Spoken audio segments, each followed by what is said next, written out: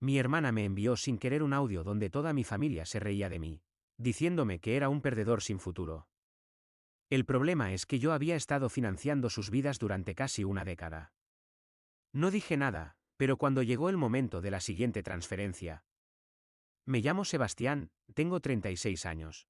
Y hasta hace poco más de un mes creía sinceramente que mi familia me valoraba.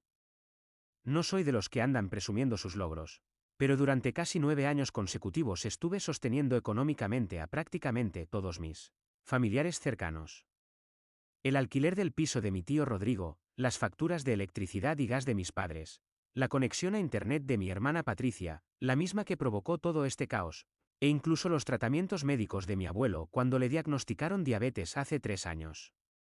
No lo hacía porque me sintiera obligado, sino porque tenía la capacidad económica para hacerlo y siempre creí firmemente que la familia debe apoyarse mutuamente en los momentos difíciles. Pero toda esa convicción se desmoronó completamente el día que recibí un archivo de audio por equivocación. Era un domingo por la tarde, de esos tranquilos en los que me levanto sin prisas porque no tengo compromisos urgentes. Estaba en mi apartamento, un espacio modesto pero confortable en la zona sur de Barcelona, preparándome un té mientras revisaba distraídamente mi móvil. De repente, me llegó un mensaje de Patricia. No era extraño que me contactara. Generalmente me pedía dinero para pagar el gimnasio o me enviaba vídeos graciosos de internet que me arrancaban alguna sonrisa. Pero esta vez no era un mensaje de texto común. Era un audio de voz. El mensaje decía: escucha esto, jajaja, está buenísimo. Pensé que sería otra de sus anécdotas divertidas del trabajo, así que le di play sin pensar demasiado en ello. El audio comenzó con ruido de fondo, como cuando alguien tiene el teléfono en el bolsillo sin darse cuenta que está grabando. Reconocí inmediatamente las voces y el ambiente, era el salón de la casa de mis padres en Hospitalet. Escuché claramente los platos chocando, el sonido característico de la televisión vieja que mi padre se niega a cambiar, y las risas de varias personas. Estaban allí mi madre, mi padre, mi tío Rodrigo, mi abuelo, y Patricia, quien aparentemente tenía el teléfono grabando sin querer durante una comida familiar.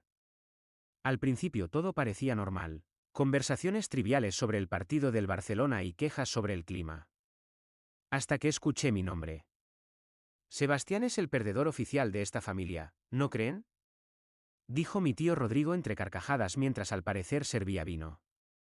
Siempre hablando de sus grandes planes y mírenlo ahora, trabajando en esa empresa mediocre de consultoría. Mi corazón literalmente se detuvo. ¿Qué acababa de escuchar? Antes de que pudiera procesar esas palabras, mi padre soltó una risa profunda y agregó: sí, siempre supe que no llegaría muy lejos. ¿Se acuerdan cuando decía que iba a montar su propia empresa? ¡Qué ilusión más grande! Pero bueno, al menos sirve de algo, porque si no fuera por su dinero, estaríamos jodidos. Me quedé completamente paralizado. Sentí como si alguien me hubiera arrancado el aire de los pulmones. Mi padre continuó hablando, y cada palabra era como un puñal directo al corazón. Menos mal que al menos tiene esa utilidad, porque sinceramente, fuera de eso, ¿qué aportación ha hecho a esta familia? ¿Ninguna? Mi madre, en lugar de defenderme, se rió con complicidad y añadió: es verdad, es como nuestro cajero automático personal. Pero qué desperdicio, ¿no? Tantas expectativas que teníamos cuando era joven y al final solo es eso, una billetera con patas. Patricia, quien claramente estaba grabando sin querer desde su móvil, soltó una risita nerviosa y comentó: el perdedor oficial de la familia. Deberíamos darle un premio o algo, tipo, mejor proveedor pero peor ser humano. Mi abuelo, que siempre había sido más reservado en sus opiniones, murmuró algo que no capté completamente, pero por el tono parecía estar de acuerdo con todo lo que se estaba diciendo. El audio continuaba. Pero yo ya no podía seguir escuchando. Mis manos temblaban de tal manera que casi dejó caer el teléfono. Lo pausé bruscamente y lo dejé sobre la mesa de la cocina como si estuviera ardiendo. No podía creerlo. Literalmente no podía procesar lo que acababa de escuchar. Durante casi 9 años había estado manteniéndolos económicamente. Cuando mi padre perdió su empleo en la fábrica hace 6 años, fui yo quien pagó la hipoteca mensualmente para evitar que perdieran su vivienda. Cuando mi tío Rodrigo se quedó sin nada después de que su negocio quebrara y su esposa lo abandonara, Yo le conseguí un apartamento y le di dinero durante meses para que pudiera restablecerse. Patricia, esa estúpida, siempre me pedía prestado para sus caprichos y yo jamás le decía que no, y mi abuelo, él me llamaba mi salvador cada vez que le llevaba sus medicamentos para la diabetes. ¿Y así me veían? ¿Como un perdedor? ¿Como un chiste ambulante? ¿Como una simple fuente de ingresos? Me quedé sentado en silencio absoluto durante lo que parecieron horas, mirando fijamente la pared blanca de mi sala. Quería convencerme de que era una broma de mal gusto, que no lo decían realmente en serio. Pero las risas en el audio no mentían. Había algo genuinamente cruel en la forma en que lo expresaban, algo que iba mucho más allá de la burla casual entre familiares. Era desprecio puro y duro. Y lo peor de todo era que yo había estado pagando literalmente por ese desprecio durante casi una década sin saberlo. Como un completo imbécil. Revisé el mensaje otra vez. Escucha esto, jajaja, está buenísimo. Patricia me lo había enviado por error, obviamente. Probablemente quería mandárselo a alguna amiga para reírse de mí a mis espaldas. Pero en ese momento no me importó si fue intencional o no, mi cabeza estaba completamente llena de preguntas que me atormentaban. ¿Cuánto tiempo llevaban hablando así de mí? ¿Era algo reciente o siempre había sido de esta manera? ¿Cuántas veces se habían reunido a reírse de mí mientras yo trabajaba horas extra para poder enviarles dinero?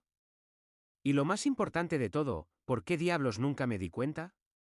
Pasé el resto de ese domingo en una especie de niebla mental. No respondí el mensaje de Patricia. No llamé a nadie. No hice absolutamente nada. Solo me quedé ahí, pensando, recordando, reviviendo cada momento. Recordé todas y cada una de las veces que me habían pedido ayuda económica. Mi madre llorando por teléfono porque no podían pagar el recibo de la luz. Mi padre diciéndome con voz quebrada que solo necesitaba un préstamo por esta única vez para salir adelante. Mi tío Rodrigo jurándome por su vida que me devolvería cada euro cuando las cosas mejoraran.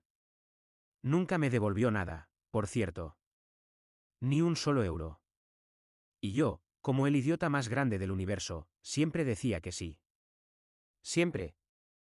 Sin cuestionarlo. Sin pedir explicaciones. Porque eran mi familia. Porque creía sinceramente que me querían. Porque pensaba que estaba haciendo lo correcto. Esa noche no pude dormir en absoluto. Me despertaba cada hora con el eco de sus carcajadas resonando en mi cabeza. El perdedor oficial de la familia. Las palabras se repetían una y otra vez como un disco rayado. Y cada vez que las escuchaba sentía una mezcla tóxica de rabia y tristeza que no sabía cómo manejar adecuadamente. Pero también comenzó a crecer algo diferente dentro de mí. Algo más oscuro. Más calculado. Una idea. Una decisión. Un plan. El martes siguiente era el día en que habitualmente realizaba todas las transferencias bancarias.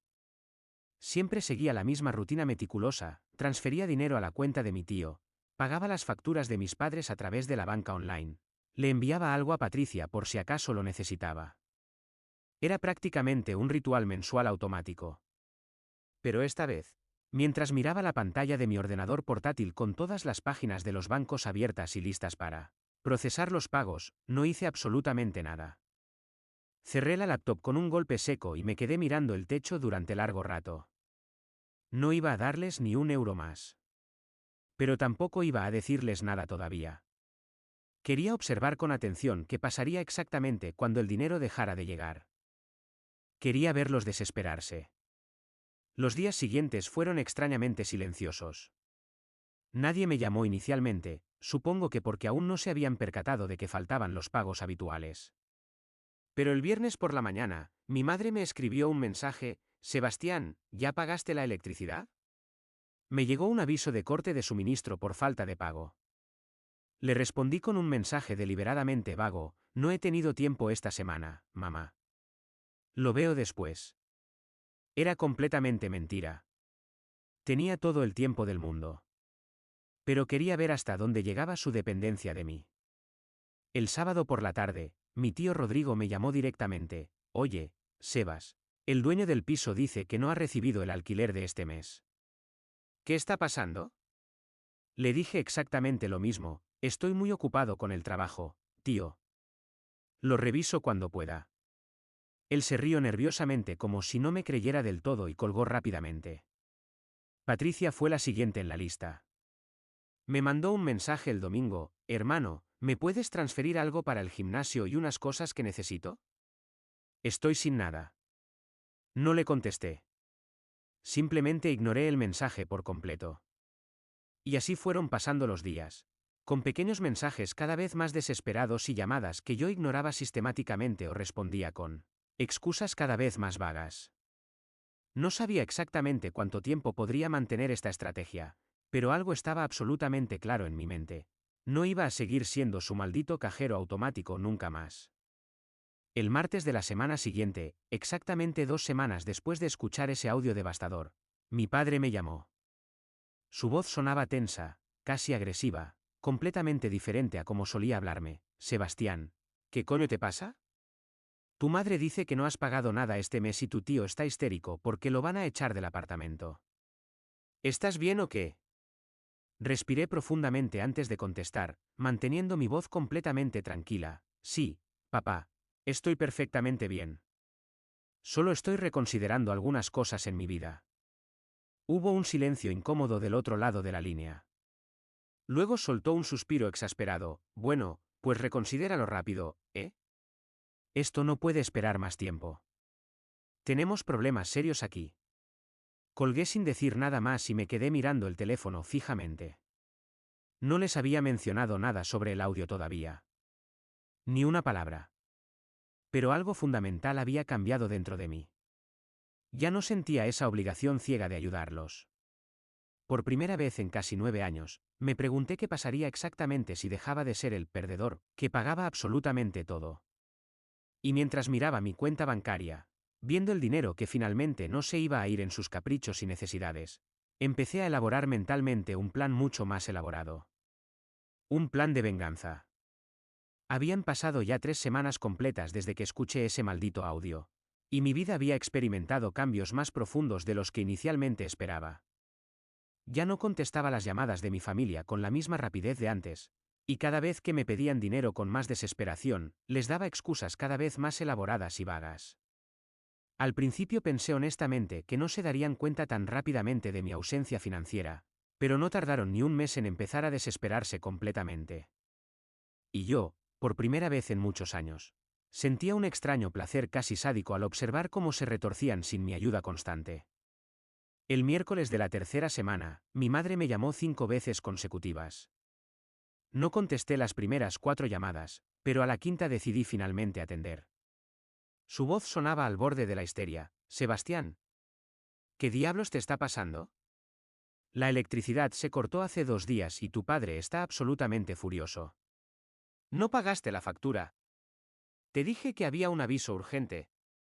Respiré hondo antes de responder, manteniendo un tono deliberadamente calmado y distante. Mamá, he estado extremadamente ocupado con un proyecto importante en el trabajo. No he tenido tiempo físico para ocuparme de los pagos. Ella soltó un bufido de indignación. ¿Ocupado? ¿Y qué se supone que vamos a hacer nosotros? No podemos vivir sin electricidad. Hazlo hoy mismo, por favor. No le prometí absolutamente nada. Solo dije, voy a ver qué puedo hacer y colgué inmediatamente. Por supuesto, no hice nada. Ni ese día ni los siguientes. Esa misma tarde, mi tío Rodrigo me bombardeó con mensajes de texto. Sebas, el dueño del piso vino otra vez. Dice que si no pago esta semana me echa definitivamente a la calle. ¿Me ayudas o qué? Por favor, necesito el dinero urgentemente. Le contesté con un mensaje deliberadamente frío. Estoy muy corto de dinero ahora mismo, tío. Lo siento mucho.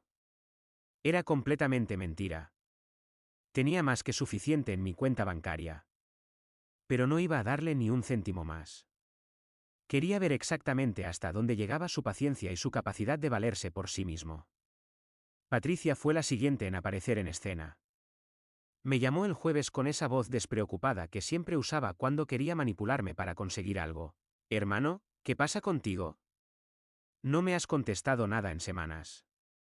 Necesito dinero para el gimnasio y unas cosas personales. Estoy totalmente sin efectivo. ¿Me echas una mano? Esta vez no me molesté siquiera en inventar una excusa elaborada. No tengo, Patricia. Busca otra forma de conseguirlo. Hubo un silencio absolutamente desconcertado al otro lado de la línea, y luego soltó una risita incrédula. ¿En serio?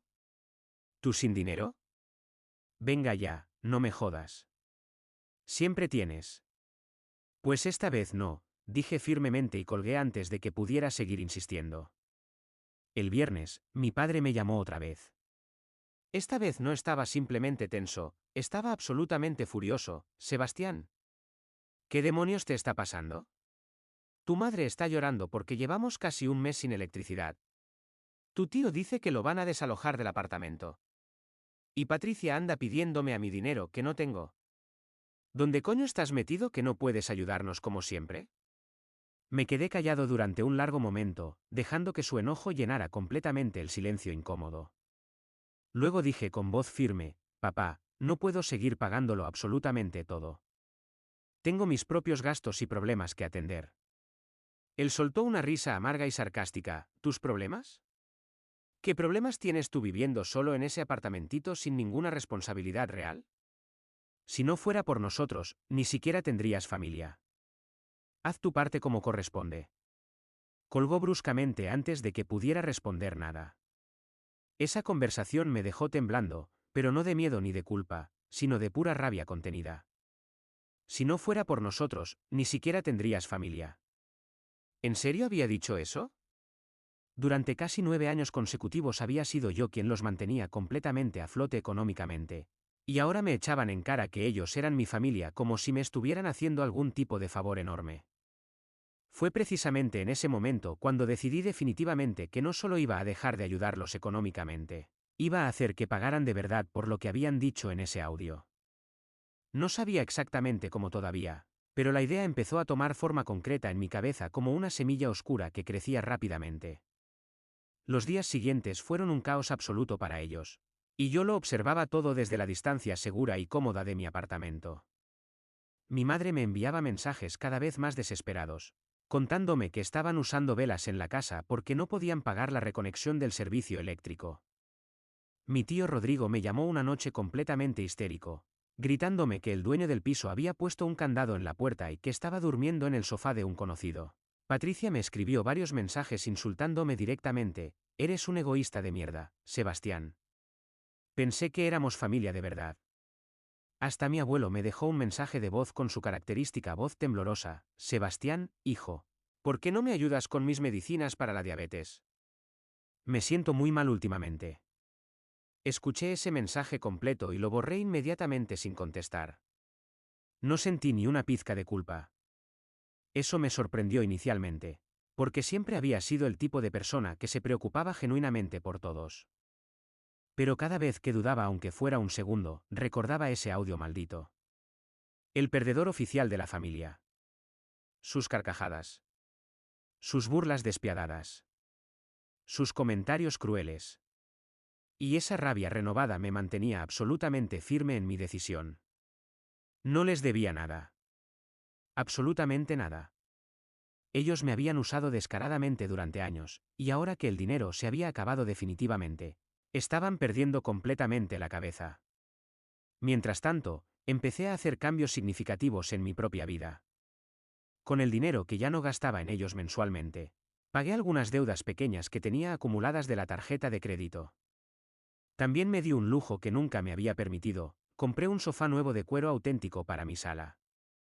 No era una compra extravagante, pero sentarme en él, sabiendo que era completamente mío y que no había ido a parar a las manos ingratas de otra persona, me hizo sentir increíblemente poderoso. También empecé a ahorrar mucho más dinero, algo que nunca había podido hacer realmente porque siempre estaba ayudando económicamente a la familia.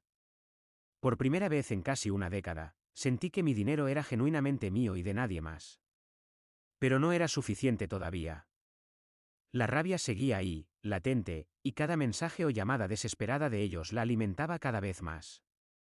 Quería que sufrieran de verdad. No solo que se quedaran sin mi ayuda financiera. Quería que entendieran profundamente lo que habían hecho. Quería que pagaran por haberme llamado perdedor, mientras vivían cómodamente de mi sudor y mi esfuerzo constante. Y entonces, una noche mientras miraba el techo oscuro de mi habitación sin poder dormir, se me ocurrió finalmente el plan perfecto. Era cruel, sí, absolutamente. Pero también era completamente justo bajo mi perspectiva. Y lo mejor de todo era que era completamente legal. No iba a romper ninguna ley. Solo iba a dejar que las consecuencias naturales de sus propias decisiones los destruyeran. El viernes de esa semana, mi padre me llamó otra vez. Esta vez no gritó ni se mostró agresivo. Intentó sonar razonable y conciliador: Sebastián, hijo, sé perfectamente que estás molesto por algo que no entendemos. Ven a la casa mañana, por favor. Tu madre va a preparar tu comida favorita. Podemos hablar tranquilamente y arreglar esto como adultos. Sabía perfectamente que era una trampa obvia. Querían verme en persona para manipularme emocionalmente y convencerme de volver a soltar el dinero como siempre. Pero acepté de todas formas: está bien, papá. Ahí estaré mañana. Colgué y sonreí para mis adentros. Iba a ir, sí. Pero no para ayudarlos ni para reconciliarme. Iba a empezar oficialmente mi venganza. El sábado llegué a la casa de mis padres en Hospitalet exactamente al mediodía. El ambiente estaba tenso desde el preciso momento en que crucé la puerta principal. Mi madre estaba en la cocina preparando paella, que efectivamente era mi comida favorita, pero no me miró a los ojos cuando me saludó brevemente. Mi padre estaba sentado en su sillón habitual con una expresión de cansancio extremo, y Patricia estaba ahí también, jugando distraídamente con su móvil como si nada estuviera pasando. Mi tío Rodrigo y mi abuelo llegaron poco después, y pronto estábamos todos reunidos alrededor de la mesa, comiendo en un silencio absolutamente incómodo que se podía cortar con un cuchillo. Finalmente, mi padre rompió el hielo pesado: Sebastián, necesitamos hablar seriamente de lo que está pasando. No podemos seguir así. ¿Por qué no nos estás ayudando como siempre? ¿Qué ha cambiado? Lo miré fijamente a los ojos, masticando despacio un pedazo de pollo. No tengo el dinero, papá. Las cosas están muy difíciles en mi trabajo últimamente. Era completamente mentira, pero sonó lo suficientemente convincente. Mi madre intervino inmediatamente: pero siempre has tenido dinero, hijo. Siempre has podido ayudarnos. ¿Qué ha cambiado realmente? Me encogí de hombros con indiferencia: la vida, supongo. Las prioridades cambian. Patricia soltó una risa sarcástica y molesta: hermano, no nos vengas con cuentos raros. Seguro tienes guardado algo en el banco y simplemente no quieres compartirlo con tu propia familia. Eso me dio exactamente la apertura perfecta que necesitaba. Saqué mi móvil del bolsillo, abrí el archivo de audio que me había enviado por error hacía semanas, y lo puse sobre la mesa con el volumen al máximo. Las risas de todos llenaron el comedor otra vez. Sebastián es el perdedor oficial de esta familia, decía claramente mi tío Rodrigo en la grabación. Mi padre se reía. Mi madre también. Todos participaban activamente en la burla cruel. Se quedaron completamente mudos mientras el audio seguía reproduciéndose. Cuando terminó finalmente, levanté la mirada. Sus caras estaban pálidas, algunos con la boca ligeramente abierta del shock. Patricia intentó hablar primero, balbuceando: hermano, eso fue una broma estúpida. No te lo tomes tan en serio. De verdad. Pero la corté inmediatamente: ¿una broma? Claro. 9 años pagando absolutamente todas sus cuentas y gastos, y soy el perdedor de la familia. ¿Saben qué? Tienen toda la razón. Fracasé completamente en ver quiénes eran realmente ustedes. Me levanté de la mesa dejando el plato a medio comer. No van a ver ni un euro más de mí. Nunca más. Arréglense solos de ahora en adelante. Salí de la casa sin mirar atrás, ignorando completamente sus gritos y súplicas. Sabía perfectamente que eso no era todo. El audio los había avergonzado públicamente entre ellos, sí, pero no era suficiente castigo para mí. En el camino de regreso a mi apartamento en Barcelona, terminé de pulir completamente los detalles de mi plan de venganza. Iba a golpearlos exactamente donde más les dolía. Y lo iba a hacer sin romper ninguna ley. Solo necesitaba un poco más de tiempo para preparar todo meticulosamente. Esa noche, mientras veía televisión tranquilamente en mi sofá nuevo, recibí un mensaje de mi madre: hijo. Lo sentimos mucho. No quisimos herirte de esa manera. Por favor, vuelve para que podamos hablar con calma. Lo leí y lo borré inmediatamente. No había absolutamente ninguna vuelta atrás. La venganza ya estaba oficialmente en marcha. Después de salir definitivamente de la casa de mis padres ese sábado memorable, supe con absoluta certeza que había cruzado un punto de no retorno. Mostrarles el audio había sido solo el comienzo, una forma de hacerles sentir vergüenza momentánea. Pero no era ni remotamente suficiente para mí. Quería que pagaran de verdad. Que sintieran en carne propia exactamente lo que significaba depender completamente de alguien que ya no les da absolutamente nada. Y lo mejor de todo era que lo iba a hacer sin ensuciarme las manos ni romper ninguna regla legal. Todo iba a ser completamente legal, frío, calculado y devastador. Esa noche, mientras estaba solo en mi apartamento, empecé a planear meticulosamente cada detalle. Lo primero que hice fue revisar exhaustivamente mis finanzas personales. Durante casi 9 años había gastado literalmente miles y miles de euros en mi familia. Alquiler, electricidad, agua, gas, medicinas, comida, internet, hasta ropa ocasionalmente.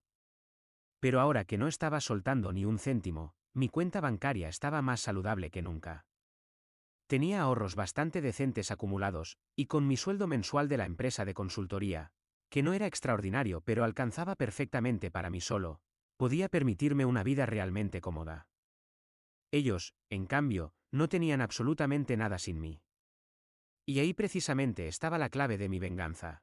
Dejarlos caer completamente y luego asegurarme metódicamente de que no pudieran levantarse jamás.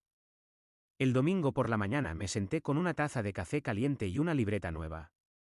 Hice una lista extremadamente detallada de todo lo que sabía sobre cada uno de ellos, sus deudas acumuladas, sus hábitos de gasto irresponsables, sus puntos débiles más vulnerables. Mi padre era orgulloso hasta la médula pero completamente inútil con el dinero. Siempre había vivido al día sin planificación, y dependía totalmente de mí desde que perdió su trabajo en la fábrica. Mi madre era igual de irresponsable, gastando constantemente en cosas completamente innecesarias como ropa de marca o decoración cara para la casa, aunque no tuvieran para cubrir lo básico. Mi tío Rodrigo era un desastre financiero absoluto. Su exesposa lo había dejado en la ruina completa, y sin mi ayuda económica constante no tenía forma alguna de pagar alquiler ni comida. Patricia era simplemente una vaga sin remedio. Nunca había mantenido un trabajo estable más de 6 meses, y vivía constantemente pidiéndole dinero a todo el mundo. Y mi abuelo, él era el único por el que dudé brevemente. Pero luego recordé su murmullo de aprobación en el audio, y seguí adelante sin más remordimientos.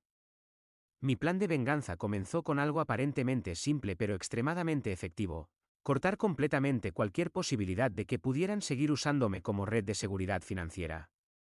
El lunes fui directamente al banco principal y solicité cambiar completamente mi número de cuenta.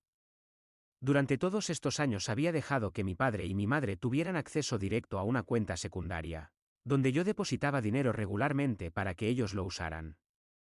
No era mucho mensualmente, pero les daba un colchón de seguridad. Cerré esa cuenta inmediatamente y transferí absolutamente todo el saldo a mi cuenta principal nueva, que solo yo controlaba. También bloqueé definitivamente todos sus números en mi móvil. No quería recibir más mensajes llorosos ni súplicas desesperadas. Si realmente querían hablar conmigo, tendrían que presentarse físicamente en mi puerta. Y eso no iba a suceder tan fácilmente. Luego pasé a la parte realmente importante: asegurarme meticulosamente de que no tuvieran absolutamente ningún lugar donde caer cuando todo colapsara. Mi tío Rodrigo fue el primero en mi lista de objetivos. Sabía perfectamente que el apartamento donde vivía actualmente lo había alquilado originalmente a mi nombre, porque él no tenía ni crédito ni ingresos demostrables para calificar como inquilino. El dueño del piso, un hombre mayor llamado Jordi, me conocía personalmente y confiaba en mí porque siempre, sin falta, había pagado puntualmente durante años. Lo llamé directamente: oye, Jordi, soy Sebastián. Mira, necesito avisarte algo importante. Ya no voy a seguir pagando el alquiler del apartamento de mi tío. Él dice que se va a hacer cargo personalmente a partir de ahora, Pero quería avisarte oficialmente para que no te sorprendas si no cumple con los pagos. Jordi suspiró pesadamente al otro lado de la línea, sabía que algo así iba a pasar eventualmente. Sebastián.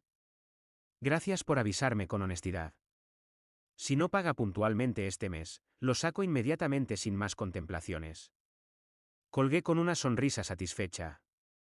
Rodrigo no tenía absolutamente ningún dinero ni trabajo estable. En cuestión de días estaría literalmente en la calle. Con mis padres la situación fue un poco más complicada, pero igualmente efectiva. La casa donde vivían en Hospitalet tenía una hipoteca considerable que yo había estado pagando religiosamente, desde que mi padre perdió su empleo hace 6 años. Pero la hipoteca seguía legalmente a nombre de ellos, y aunque yo había cubierto absolutamente todos los pagos mensuales, ellos seguían siendo los únicos responsables legales ante el banco. Llamé directamente al banco y solicité un estado de cuenta detallado completo. Descubrí que no habían realizado ni un solo pago por cuenta propia en más de 3 meses. Y con mi ausencia repentina de pagos, estaban oficialmente en mora grave. No hice absolutamente nada más. Solo dejé que el tiempo hiciera naturalmente su trabajo. Sin mi dinero constante, el banco eventualmente les iba a embargar la casa. Era solo cuestión de semanas. Y yo no iba a mover ni un dedo para evitarlo. Patricia resultó ser la más fácil de todas. Siempre me había pedido dinero prestado a través de aplicaciones de pago rápido como Bizum o transferencias bancarias directas. Revisé meticulosamente mi historial completo de transacciones y descubrí que le había dado más de 6.000 euros, solo en el último año y medio. Dinero que, por supuesto, nunca me devolvió ni un céntimo. Le envié un mensaje desde un número nuevo que no reconocería inmediatamente: Patricia, soy un amigo cercano de Sebastián. Dice que le debes exactamente 6.000 euros y que si no empiezas a pagar en 2 semanas, va a proceder legalmente con un abogado. Era completamente mentira. No iba a demandarla legalmente. Pero sabía perfectamente que Patricia era extremadamente paranoica con temas legales, y no tenía absolutamente ninguna forma de pagar esa cantidad. Quería que viviera atormentada con ese miedo constante durante un tiempo largo. Mi abuelo fue el último cabo suelto que necesitaba atar. Él dependía completamente de mí para comprar sus medicinas para la diabetes, pero también recibía una pensión pequeña del gobierno español. Durante todos estos años yo había complementado generosamente esa pensión mínima porque claramente no le alcanzaba para vivir dignamente. Esta vez decidí hacer algo particularmente cruel pero efectivo. Le envié una carta anónima oficial al apartamento donde vivía, diciéndole que alguien había reportado supuestas irregularidades en su solicitud de pensión y que podían cortársela definitivamente si no aclaraba inmediatamente las cosas en la oficina del gobierno. No era verdad en absoluto, pero mi abuelo era mentalmente frágil y no entendía cómo funcionaban realmente esas burocracias complejas. Sabía que se iba a desesperar completamente tratando de resolverlo. Y eso era exactamente lo que yo quería. El miércoles de esa misma semana, mi plan comenzó a dar sus primeros frutos visibles. Mi tío Rodrigo me llamó desde un número desconocido, probablemente el teléfono de algún conocido, gritándome histéricamente que lo habían desalojado del apartamento. Sebastián, ¿cómo pudiste hacerme esto? Estoy literalmente en la calle por tu culpa, joder. No le contesté absolutamente nada. Solo colgué inmediatamente y bloqueé también ese número nuevo.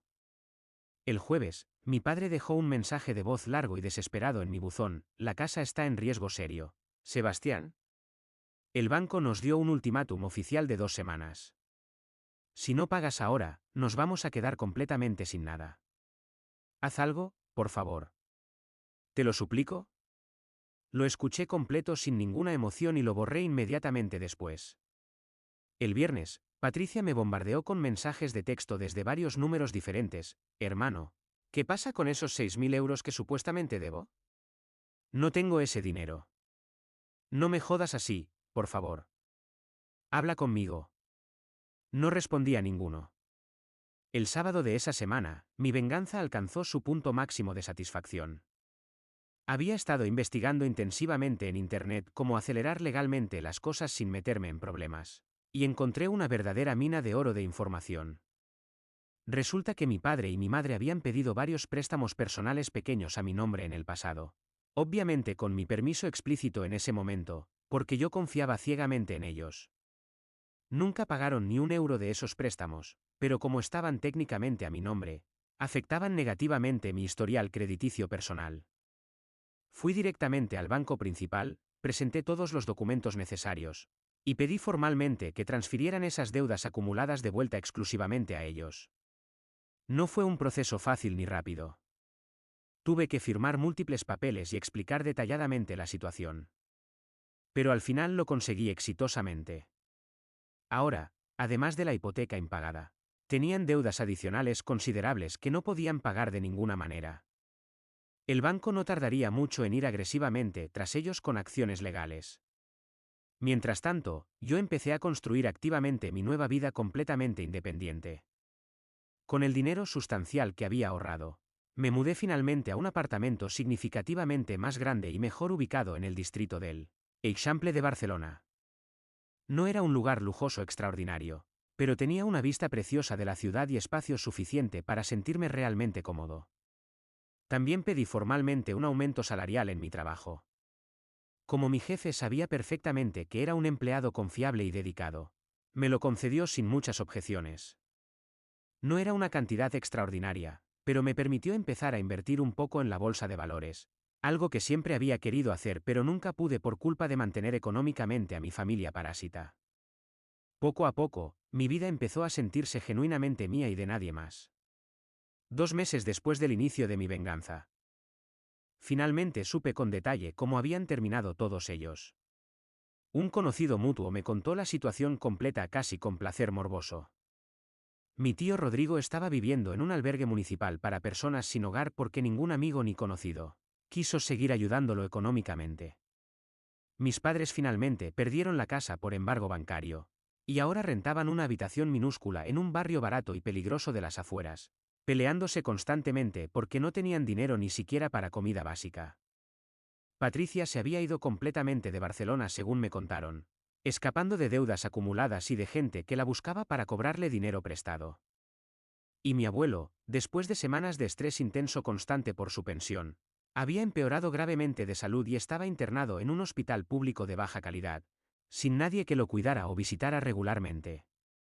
No sentí ni una pizca de lástima ni remordimiento. Tal vez debería haberlo hecho, pero cada vez que pensaba en ellos, escuchaba claramente sus risas crueles en ese audio maldito. El perdedor oficial de la familia. Ellos me habían puesto esa etiqueta humillante, y yo simplemente les había demostrado que el verdadero fracaso era depender completamente de alguien a quien despreciaban abiertamente. Ahora, mientras yo tomaba tranquilamente café cada mañana en mi balcón nuevo con vista a Barcelona, ellos estaban recogiendo desesperadamente las migajas de sus vidas completamente destruidas. El último día del tercer mes, recibí una carta física de mi madre. Era corta, escrita a mano con letra temblorosa, y decía simplemente: Sebastián, lo siento profundamente. Nunca quisimos realmente hacerte daño. Por favor, ayúdanos una vez más. Te lo suplicamos. La leí completa, la arrugué lentamente en mi mano, y la tiré directamente a la basura. Luego abrí mi ordenador portátil. Revisé tranquilamente mis inversiones en la bolsa que seguían creciendo constantemente, y sonreí ampliamente. Mi cuenta bancaria seguía aumentando mes a mes. Mi vida seguía mejorando en todos los aspectos. Y ellos ya no eran absolutamente mi problema. Había terminado con ellos definitivamente y para siempre. Y me sentía completamente libre por primera vez en casi una década.